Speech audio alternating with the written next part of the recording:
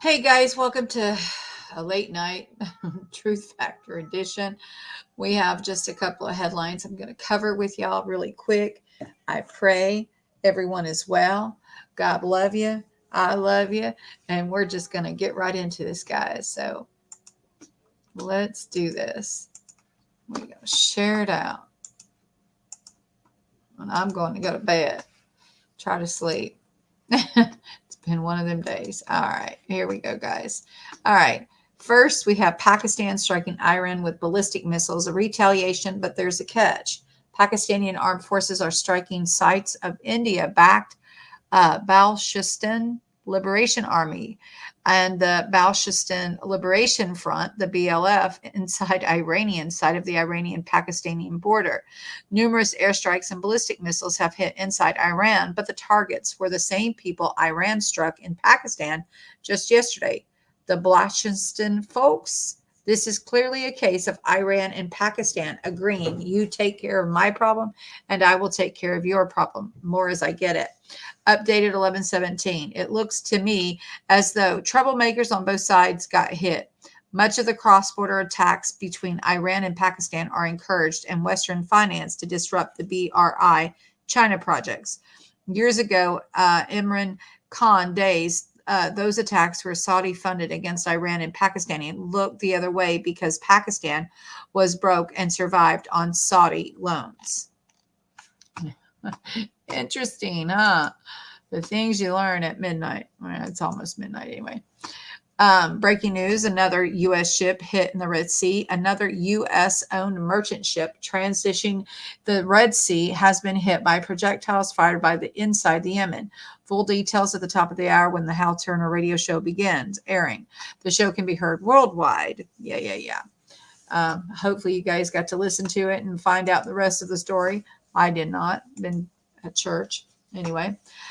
Pakistan tells civilian airlines avoid Iran border. Something big seems to be developing between Pakistan and Iran after Iran launched ballistic missiles in a terrorist center at Pakistan, and Pakis told Iranian ambassador who was in Tehran he should not come back.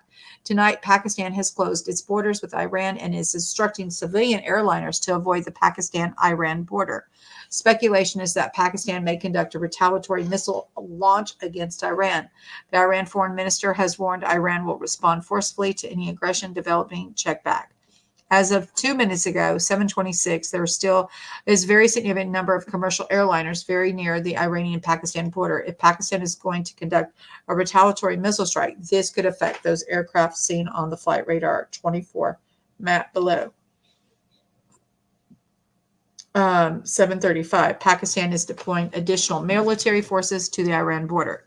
And we know that there was a strike because that's how we started, right? Anyway.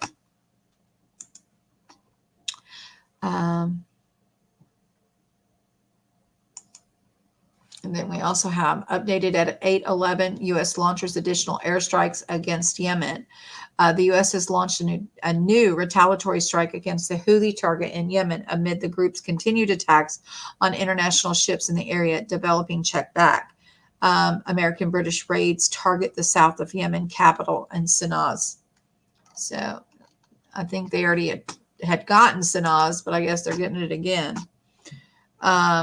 Then we also have this here.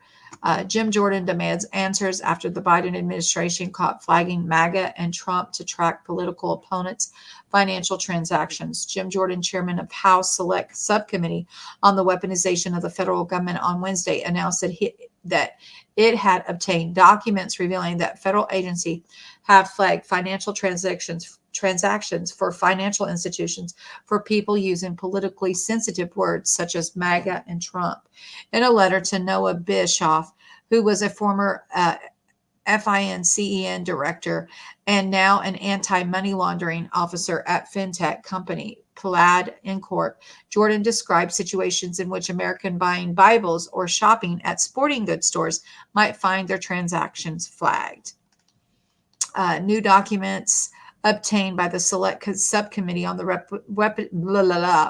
Weaponization of the Federal Government reveal that the federal government flagged terms like MAGA and Trump for financial institutions of American used the those phrases when completing transactions. Individuals who shopped at stores like Cabela's or Dick's Sporting Goods or purchased religious texts like a Bible may have also had their transactions flagged.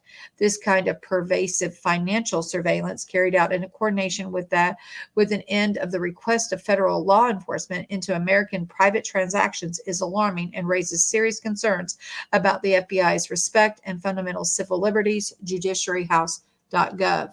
The committee and the select subcommittee have obtained documents indicating that January 6, 2021, FinCEN distributed materials to financial institutions that, among other things, outline the typologies of various persons of interest and provide financial institutions and suggested search terms and merchant category codes for identifying transactions on behalf of federal law enforcement, reads the letter.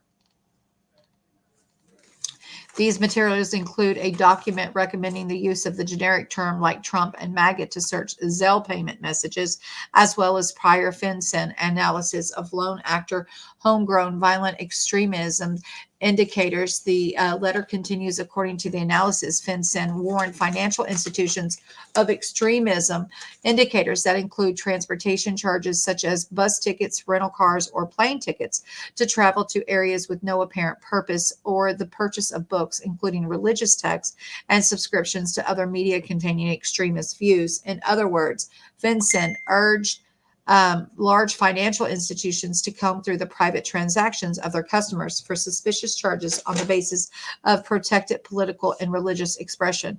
The committee announced that it's seeking interviews with senior intelligence officials, including Bischoff.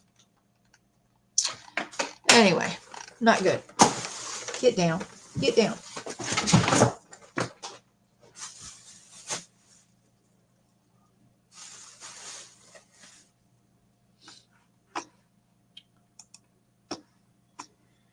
All righty.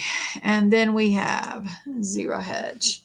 A technicality could sink South Africa's genocide case versus Israel at The Hague. In its defense last Friday before the World Court against allegations by South Africa that it is committing genocide in Gaza and must be stopped, Israel made a legal argument that could torpedo the case if the court buys it. In order to claim to reach the International Court of Justice, there must be established dispute between two states. Israel's argument is that such a dispute was never established, and thus the ICJ lacks jurisdiction to hear the South Africa's claim. There would be a political outcry from those who seek to stop Israel's ongoing slaughter in Gaza, and the court decides to dismiss the case on its technicality. But given the pressure of the court, it is no doubt feeling from the United States, Germany, and other allies of Israel, it might be the best, if not only the way for the court to escape without having to decide that it is merely plausible that Israel is committing genocide. That it is the bar that needs to be met at a preliminary stage of the case for the court to issue provisional measures to order Israel to cease its military operations. The dispute over the dispute. We're not going to read this. We already know what happened anyway. There's a lot more here, it looks like.